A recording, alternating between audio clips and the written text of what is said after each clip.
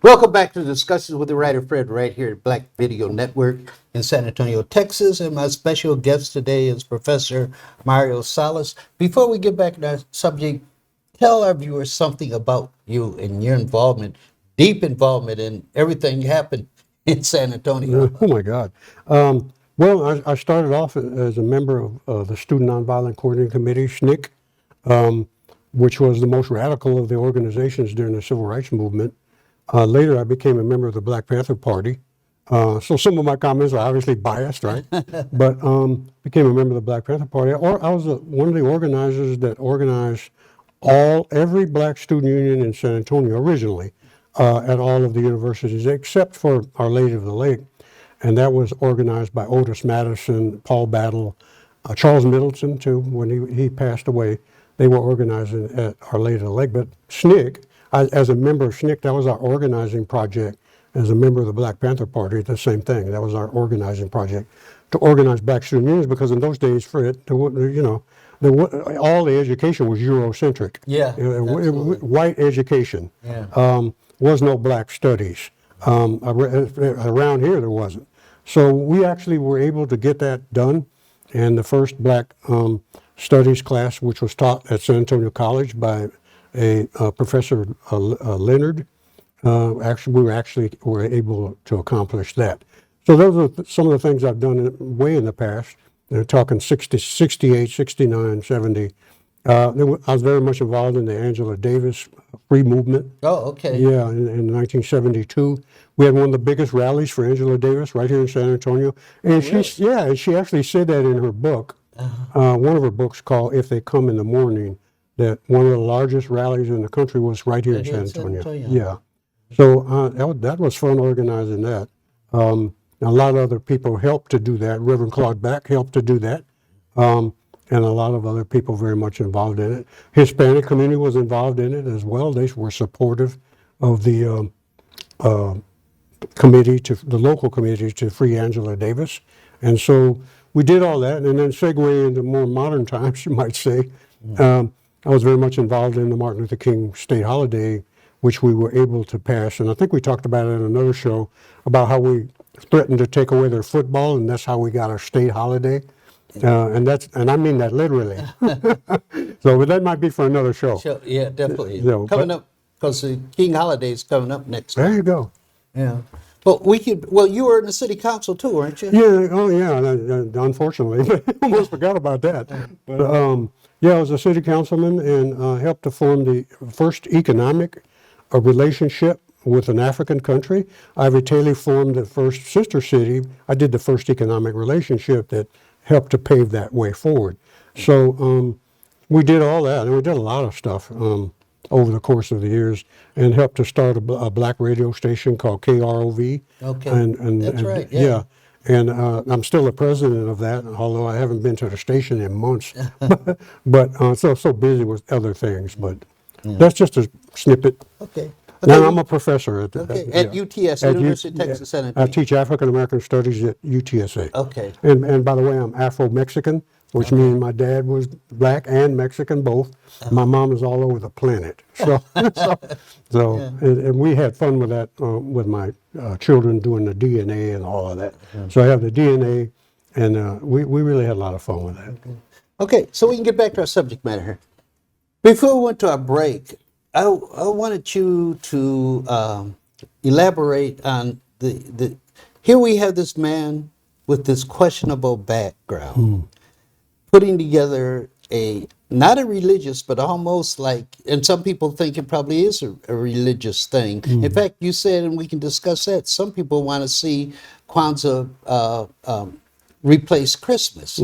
But this man has a pretty questionable background. Do you think that we should be honoring what he created with his kind of questionable background?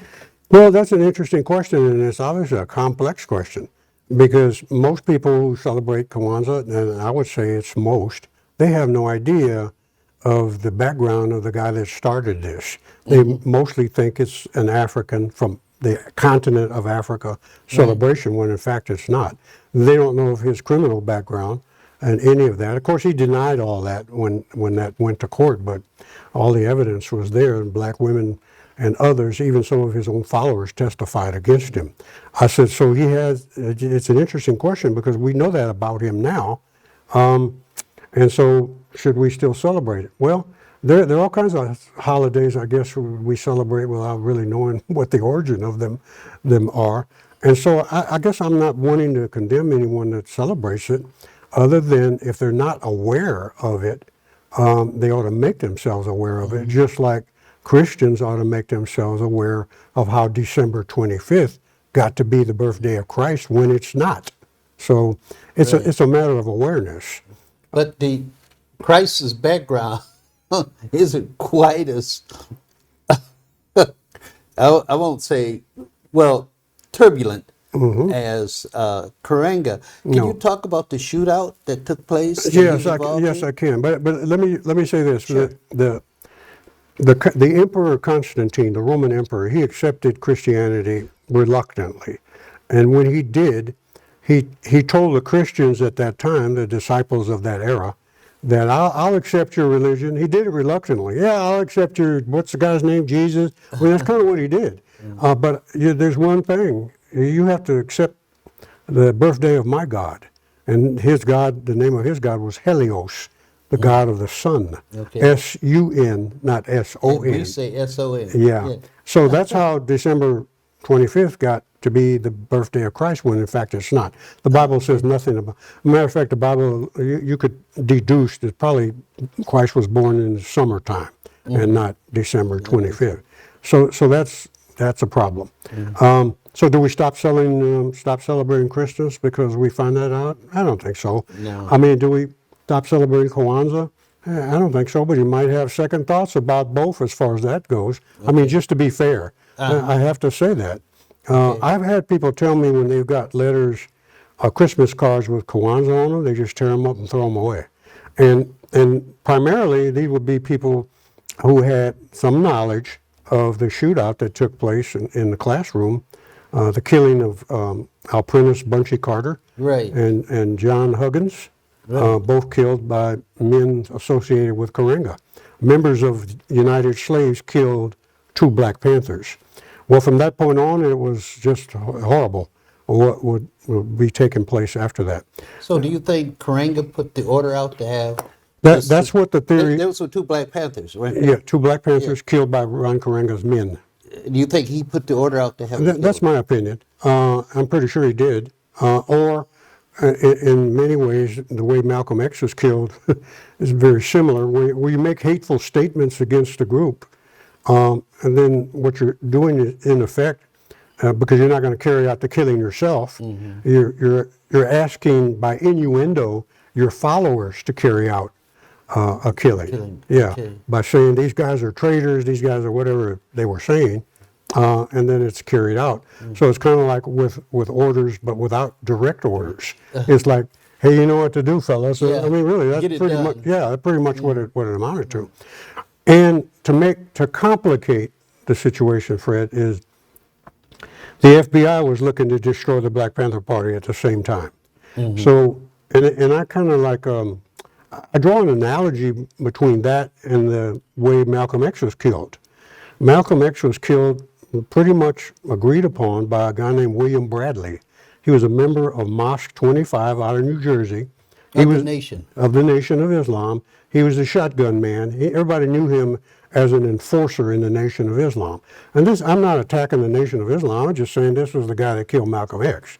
Now, Farrakhan did admit and apologize to having yeasted up, built up this hatred for Malcolm. Oh, wow. Hold that point, can you? Okay. I want to pick up there. We're going to take another break. All right, let's do it. Let's do that. Okay.